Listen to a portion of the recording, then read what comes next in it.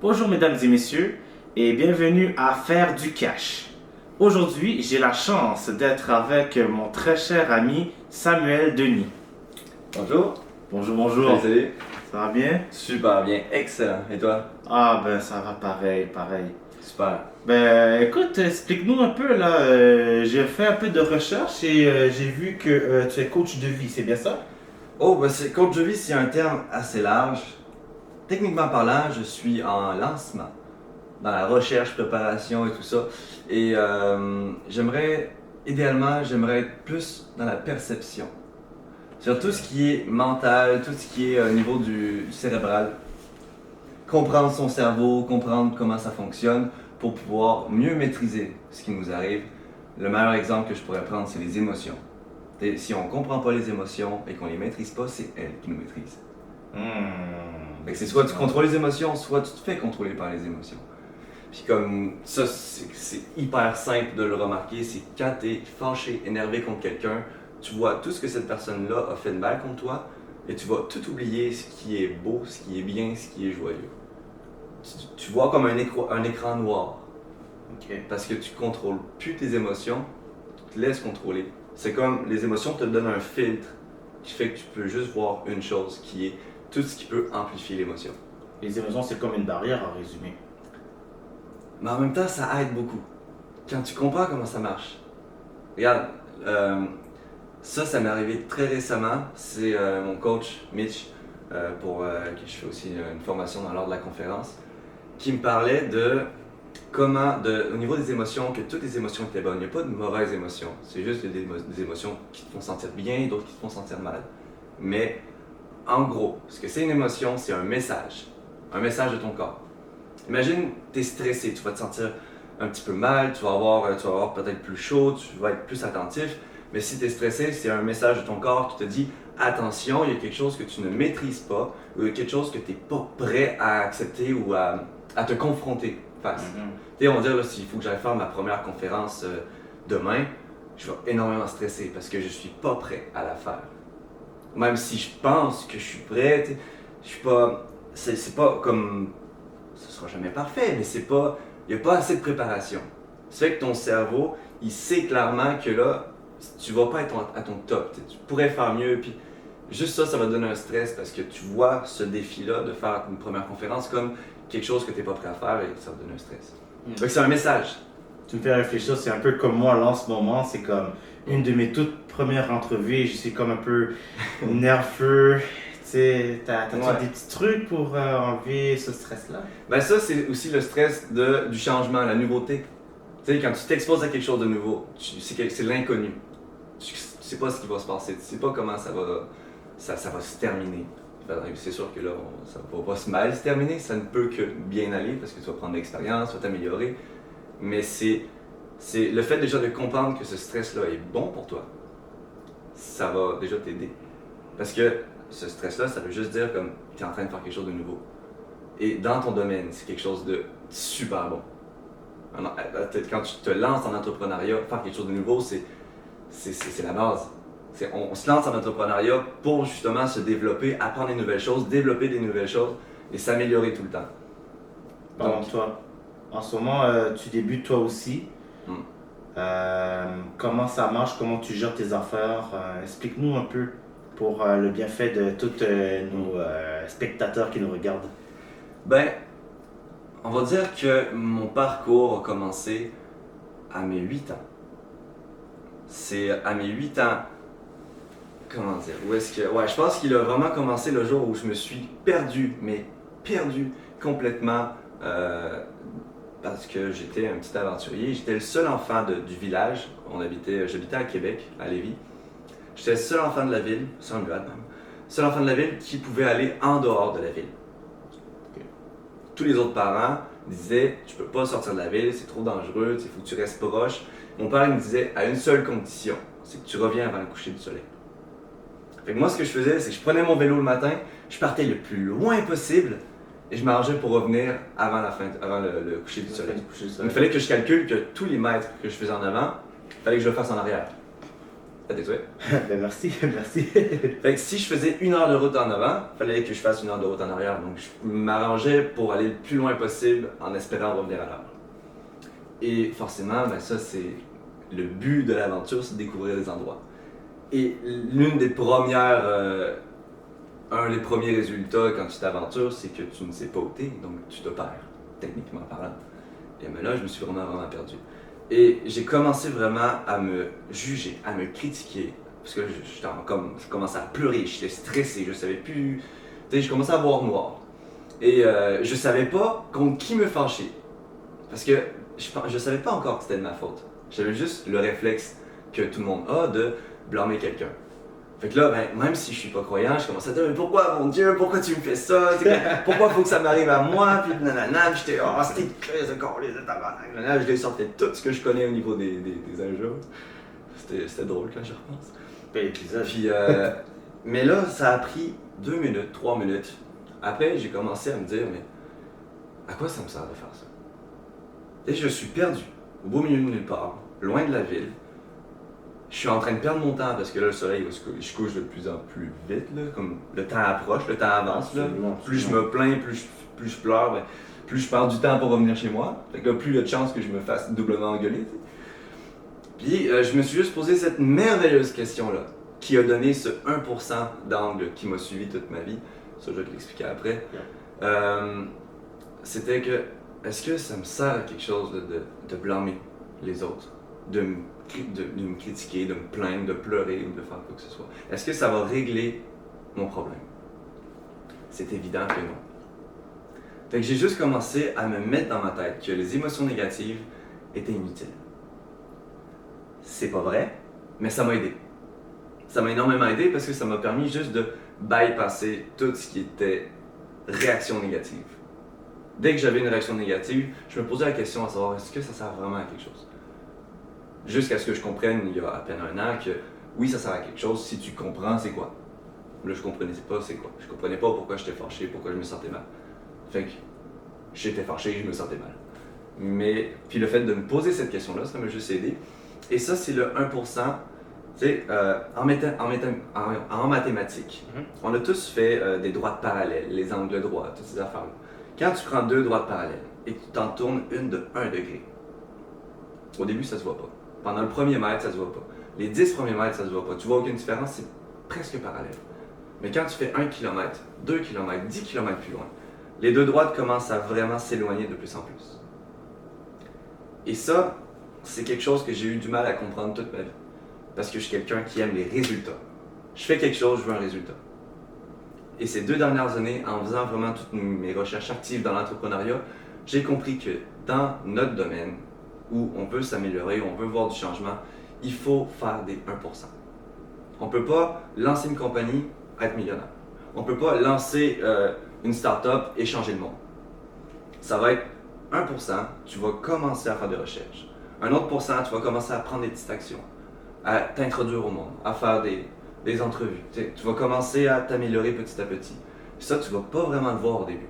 Mais après 1 an, 5 ans, 10 ans, dans 20 ans, là où tu vas être dans 20 ans va avoir tellement changé par rapport à ce que tu aurais été si tu avais continué à faire les mêmes choses, que ça va être comme le jour et la nuit. Donc concrètement, ça fait 2 ans vraiment que tu bâtis. C'est pas encore, si j'ai bien compris, ça n'avait pas encore été stable jusqu'à il y a 2 ans. Donc ça veut dire ta compagnie en tant que telle, ça fait 2 ans que vraiment tu opères en tant que je sais ce que je veux faire, précisément. Tu sais ce que tu veux faire, ok. En fait, je le savais depuis que j'étais petit.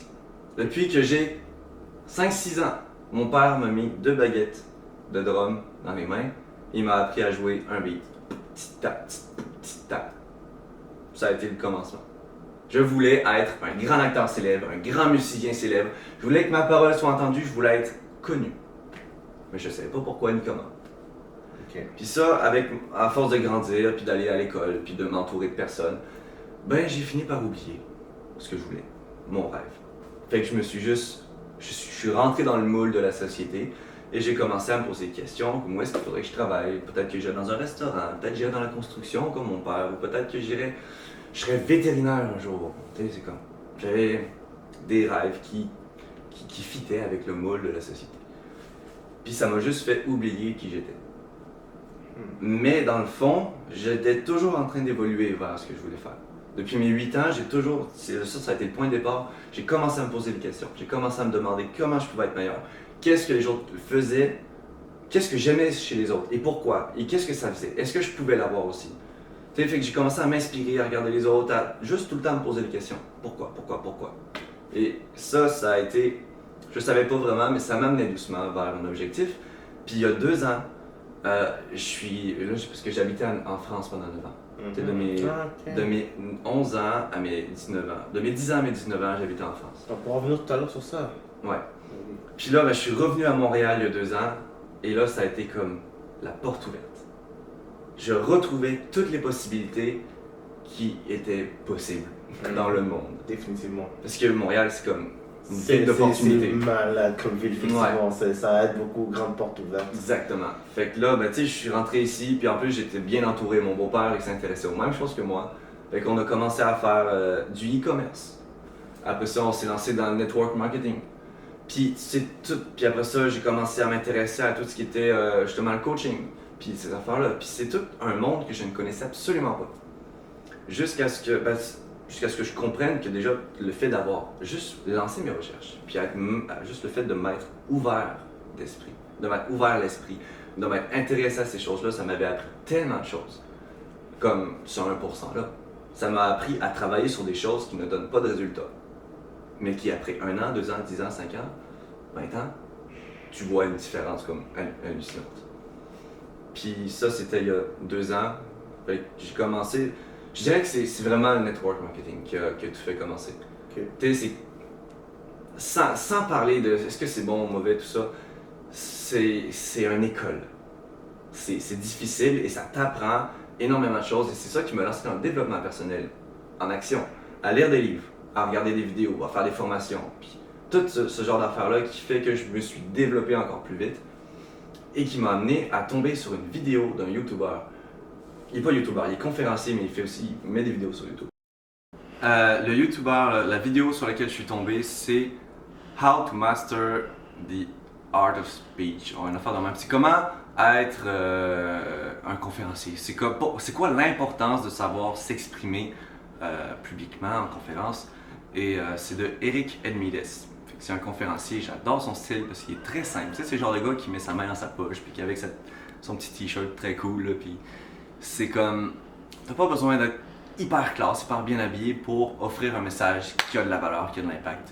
Et j'ai trouvé ça super intéressant. Et ce gars-là, dans sa vidéo, il expliquait tellement de choses. Puis la construction de sa vidéo était tellement bien faite. Je suis comme rentré à 200% dans sa vidéo. Ça durait 2 heures. Puis j'étais comme, je gobais des mouches pendant 2 heures. Là. C'était incroyable.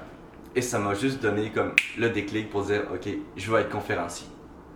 Puis après ça, je me suis lancé dans une formation qui est l'art de la conférence à Montréal. Et j'ai commencé à me développer. Et puis là, j'ai ma première conférence qui s'en vient dans 2 semaines. Ouais, quand même, 2 semaines. Parle-nous en plus.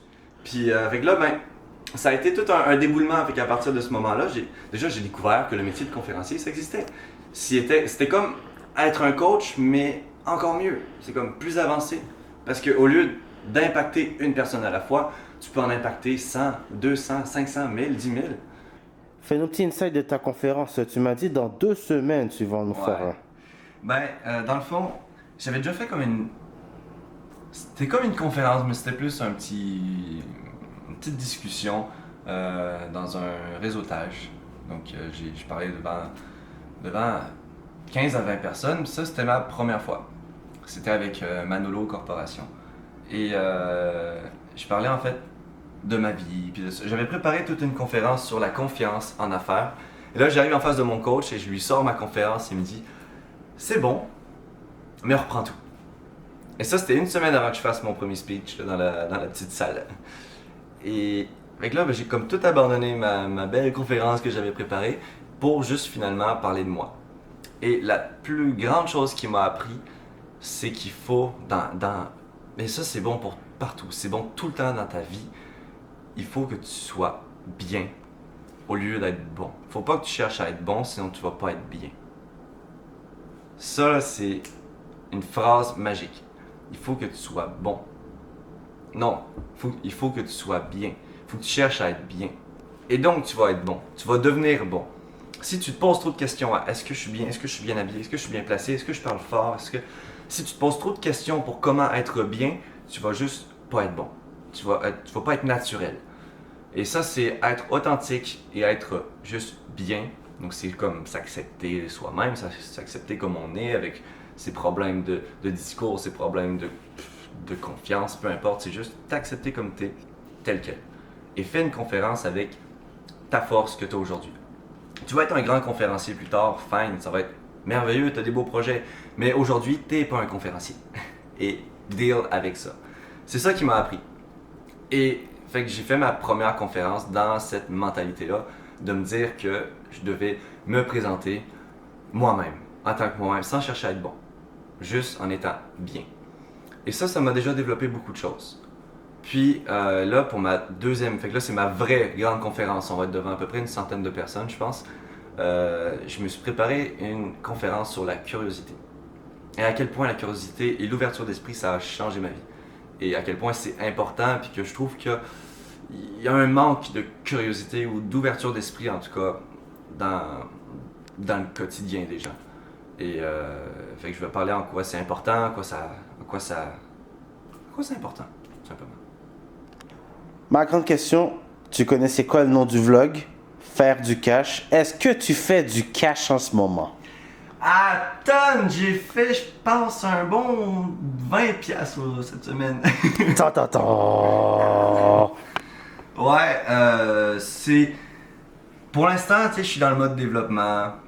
Et comme Jim Rohn en français, le disait si bien, c'est que le meilleur investissement que tu peux faire dans ta vie, c'est dans toi-même. Et si tu investis dans toi-même, dans tes connaissances, peu importe ce qui se passe dans le monde, peu importe qu'il y ait un crash immobilier, un crash dans l'économie ou que le monde se détruise, si tu as des connaissances dans ta tête qui peuvent apporter de la valeur, tu auras tout ce que tu veux, dans le fond. C'est tant que tu te développes et que tu développes ton intérieur et que tu apportes de la valeur sur le marché, dans le monde, que tu te donnes de la valeur, dans le fond, ouais, tu auras toujours de quoi te débrouiller. Et ça, c'est ce sur quoi je travaille le plus en ce moment. Mon cerveau. Je m'entraîne à me pratiquer pour entraîner des gens, pour les motiver, pour leur donner de la connaissance. Parce que j'ai beaucoup de connaissances, mais c'est pas encore parfait. Tu sais, je suis comme jeune, j'ai 22 ans. Je suis loin d'avoir les connaissances que David Lefrançois possède. Tu sais, c'est un Français qui a fait de la psychologie puis du coaching depuis comme plus de 20-30 ans. C'est sûr, je suis pas comme lui. Mais au moins, j'ai la volonté d'arriver là. Et toutes les connaissances que j'ai peuvent aider quelqu'un. C'est juste que là, il faut que je le mette en pratique le plus possible pour en arriver. Et l'argent, c'est comme... faut pas que ce soit un objectif. Tu peux pas rêver d'avoir de l'argent. Et juste ça. Parce que l'argent en soi, c'est un outil. Si tu sais pas quoi en faire, il va te servir à rien. C'est ça qu'on dit comme l'argent n'apporte pas le bonheur. C'est vrai dans le sens où si tu veux juste avoir de l'argent pour aucune raison, tu vas avoir plein d'argent puis tu vas pas savoir quoi en faire. En résumé, un peu comme 649, l'argent fait pas le bonheur, sauf que tu dors un petit peu mieux dans un beau lit queen que par terre sur un plancher. littéralement. Mais dans cette idée-là, si tu suis ta passion, que tu te mets à 200% dans ce que tu aimes et que tu fais tout pour que ça marche, pour que tu développes un business ou juste une communauté ou peu importe, si tu développes ta passion, tu auras forcément un revenu qui va rentrer, de toute manière. Il y a des gens, ça c'est, je pense que c'était à la firme Maxi Victor, on en avait parlé, c'est deux jeunes qui ont commencé à filmer leur grand-mère en train de faire de la cuisine au Mexique, quelque part au Mexique, c'est juste un plat traditionnel. Et tout ce qu'ils ont fait, c'est filmer leur grand-mère, passionnée de sa nourriture, qui expliquait, ok, là je mets des épices, puis là on fait chauffer ça pendant 5 minutes sur ma grosse poêle. Puis ils ont mis ça sur YouTube. Et ça a comme pogné, mais tellement, ça fait des millions de vues, juste parce que la madame, elle fait à manger, puis qu'elle explique comment elle fait. Tu vois, on peut trouver un marché n'importe où. Tant que ça te passionne, il y aura toujours du monde qui va être là pour t'écouter ou pour t'encourager dans ce que tu fais.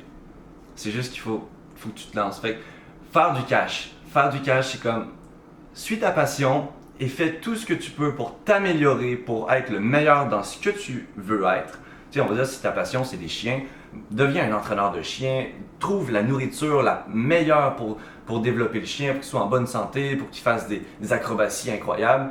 Et fais tout pour développer ton marché du chien, puis sois un expert dans les chiens, et tu vas faire du cash. C'est comme, peu importe c'est quoi le domaine, c'est juste, regarde, suis ta passion, puis développe-la à 200%. Si tu veux fonder une entreprise, apprends des autres. Genre, apprends Oui. des expériences. Ben, c'est le message. C'est ça, tu vois, puis c'est ça, oui, tu disais. C'est le message principal qui est transmis dans le livre Rich Dad Poor Dad. Père Yeah, riche, Père yeah, pauvre. yeah, yeah. Il disait clairement, mon père riche, il m'a appris à travailler pour la connaissance et pas pour l'argent. C'est pour ça qu'il disait, au début, il le payait comme 50 cents de l'heure. C'est pas son vrai père, c'est comme son mentor, on va dire, Ouais. qui était le père de son meilleur ami et qui est devenu son père riche. Et il l'apprenait justement à travailler pour apprendre. Et c'est ça qui m'a inspiré à aller chercher du travail, pas pour le salaire, pas pour ce que ça allait m'apporter, pas pour les bénéfices sociaux, toutes ces choses-là qu'on s'en fout, parce que ça va être comme dans 60 ans. En tout cas, personnellement, je veux travailler comme dans la vente parce que déjà c'est un challenge, parce que je me sens pas capable, donc je veux le faire. Et deuxièmement, parce que ça va m'apporter énormément de connaissances et un certain savoir et des bonnes capacités. Puis surtout parce que le challenge, le côté challenge, parce que tout le monde a un point de vue négatif sur les vendeurs. À chaque fois que je parle à quelqu'un, tu sais, comme là, j'ai fait brand ambassador, j'étais ambassadeur de marque pour Mazda. Donc j'allais dans les centres commerciaux, on était à côté des Mazda, puis on approchait les gens pour leur parler de la Mazda, puis leur expliquer en quoi elle était bien, puis tout ça, les nouveautés. Mais on ne vend pas les voitures. Et la première chose que je remarquais quand j'approchais quelqu'un, il regardait mon badge qui était écrit ambassadeur de marque. Mais tu sais, souvent les gens ils comprenaient pas c'est quoi ambassadeur de marque. Là, est-ce qu'il est vendeur, est-ce qu'il est représentant, c'est comme. Je voyais qu'il comprenait pas. Il m'écoutait, mais à moitié. Je voyais très bien que dans sa tête, il y avait une petite chose qui roulait. Vendeur. Tu me fais vraiment littéralement penser. Moi, j'ai étudié en courtage immobilier récemment. Ouais. Et c'est à peu près la même image qu'on a du courtier, tu sais, le fameux méchant courtier que il veut mon argent, tu sais, c'était toutes des valeurs, appelle pas un courtier, vends-le par toi-même, tu sais, fais ci, fais ça, mais quand tu arrives à un certain niveau, je sais pas si tu as déjà vu les vidéos, d'ailleurs je conseille fortement ceux de Christian Salador. Ah oui, Better Call Chris. Exactement, le Call Chris. Ou aussi le Mac de l'immobilier aussi, le Call du Mac. Ah oui, mais c'est des bons gars, ça, c'est eux, tu peux l'appeler, exactement. tu vas être content de l'appeler. C'est ça, tu vois. Puis c'est ça, c'est comme, ce que je veux dire par là, c'est que, tu sais, t'as cette mauvaise image-là, mais tu sais pas, genre, c'est ça, t'en as besoin. Puis, revenons à l'apprentissage, tu sais, si tu t'appelles pas, on va dire, admettons, parce que moi c'est plus pour l'immobilier, si t'appelles pas puis que tu arrives à une transaction, tu vas la prendre à la mauvaise façon. Genre, si tu le vends par toi-même, admettons, ou tu achètes par toi-même, tu vas la prendre de la mauvaise façon que si tu avais au moins quelqu'un pour te conseiller. Genre, fais ci, fais ça, fais des inspections parce que c'est important, check les fondations de la maison. Si tu as quelqu'un qui peut te dire ces affaires-là, la ville, whatever, si tu as quelqu'un qui peut au moins t'épauler, c'est ça là. Tu n'as pas l'expérience dans la vente. Ouais. Là, tu vas te servir de quelqu'un qui est passé à travers toutes les erreurs, qui a fait tout ce processus-là que tu n'es pas habitué à faire et qui va pouvoir te dire c'est quoi le moyen le plus rapide et plus efficace pour vendre ta maison. Yeah. Puis ça peut juste, le nombre d'heures et de temps que ça va te sauver, ça vaut largement l'investissement d'aller chercher un courtier immobilier. Mais encore une fois, il faut que tu en aies un bon. Puis il y en a peut-être plein qui font que les courtiers sont mal vus. Mais ça veut pas dire qu'ils sont tous comme ça. Il y en a plein de bons, comme un vendeur de voiture. Il y en a plein que, on a l'impression qu'on est juste là pour notre portefeuille. Mais il y en a plein des bons aussi. Puis moi, je m'inspire de ceux-là. Je m'inspire de ceux qui sont adorés, puis que les gens reviennent les voir parce que j'ai vraiment quelque chose de qualité, j'ai un service. C'est ça mon challenge, moi, c'est d'aller dans la vente pour être le meilleur dans mon domaine. En tout cas, pour moi, être le meilleur de moi-même dans le côté de la vente, puis que les gens aiment venir me voir. Pas parce qu'ils vont se faire vendre une voiture, parce qu'ils vont avoir une discussion, ils vont apprendre des choses, ils vont avoir des conseils, ils vont sortir avec tout ce qu'ils ont besoin. Ils vont aller prendre ce qu'ils ont besoin, au lieu de acheter quelque chose que l'autre leur a proposé parce que c'était peut-être mieux pour eux, puis au final ils vont être déçus, ou alors... C'est comme... Ça, il y a une phrase là-dessus que ça, c'est bon partout. Elle est bonne partout, cette phrase-là. C'est que dans la vente ou dans n'importe quoi, quand tu vends ou que tu échanges quelque chose à quelqu'un, arrange-toi toujours pour que la valeur que la personne retire de cet échange-là soit plus important que ce que lui a mis. Excellent. Tu sais, dans la vente, on va dire je te vends une voiture à 20 000 $. Il faut que je m'arrange pour que toi, quand tu sortes avec ma voiture à 20 000 $, tu sois ressorti avec une valeur plus grande que 20 000 $. Il faut que cette voiture-là, elle puisse t'apporter un travail, il faut qu'elle puisse t'apporter un confort, juste un bien-être à l'intérieur de toi. N'importe quoi qui peut valoir plus que 20 000 $. Tu sais, si je t'apporte une voiture pourrie, toute cassée, qui marche à moitié, ça va faire la job à moitié, puis tu vas te sentir mal, tu vas pas être content d'avoir fait ton achat et ça va valoir moins de 20 000 $. Et c'est ça mon défi, c'est d'apporter toujours plus de valeur que ce que les personnes me donnent. Donc, dans un certain sens, le coach de vie, ben, il revient en quelque sorte au galop, quoi. Ben, c'est sûr que ça domine ma vie. C'est là-dessus la passion d'apprendre et de découvrir comment être mieux dans sa vie au quotidien, ça va jamais s'en aller, peu importe ce que je fais. Donc, c'est sûr, je l'applique. Même mon coach, il me disait, tout ce que tu as appris dans la formation, sur la conférence, applique-le dans la vente. Parce que dans une conférence, tu fais l'amorce, qui est l'entrée, l'introduction. Mais c'est pas une introduction, parce qu'on n'est pas en théâtre, mais tu fais comme ton amorce, tu as le contenu, et tu fais ta conclusion. Donc l'amorce, ça va être comme la présentation, le petit wow, le bienvenue, le bonjour, le serrage de main, tout ça, ça fait partie de l'amorce, c'est les 3 premières minutes qui font que, est-ce que tu te sens bien avec moi ou non? Il faut que je te donne une amorce qui fait que, ok, toi, j'ai envie de parler avec toi. Après ça, c'est le contenu. Je vais te parler de la voiture, de tout ça, les assurances, tout ce qu'il te faut, tout ce qu'il te faut pas, comprendre un peu c'est quoi ton besoin pour t'offrir ce dont tu as besoin. Et puis la conclusion, c'est comme ça c'est fait pour toi, ça c'est fait pour toi, ça c'est pas fait pour toi. Donc fais tes choix par rapport à ce qui est vraiment fait pour toi. Tu sais, puis il me dit, essaie d'avoir l'approche de la conférence. Donc c'est comme si je faisais plein de petites conférences. Puis ça va m'entraîner en même temps pour mes conférences. De la même manière que ça va m'entraîner pour le coaching personnel, essayer de comprendre la personne, les besoins de la personne pour lui apporter ce dont elle a besoin. Parce que le coaching, c'est pas donner de la connaissance. C'est pas je vais te dire qu'est-ce qui est bon. Je veux pas, parce que ça c'est bon pour moi, ça veut pas dire que c'est bon pour toi. Le coaching, c'est que je vais te poser les bonnes questions pour que tu puisses vraiment rentrer dans tes besoins. Et là, je vais t'apporter, non même pas, moi je peux éventuellement t'aider, mais surtout toi, tu vas t'apporter tes propres réponses. Donc un peu comme un Sherpa. Un Sherpa. Qui est? Ok, pour faire un petit amalgame, c'est quand tu montes le mont Everest, ok, tu as des grimpeurs expérimentés natifs là, au Népal, qu'on appelle les Sherpas. Ok.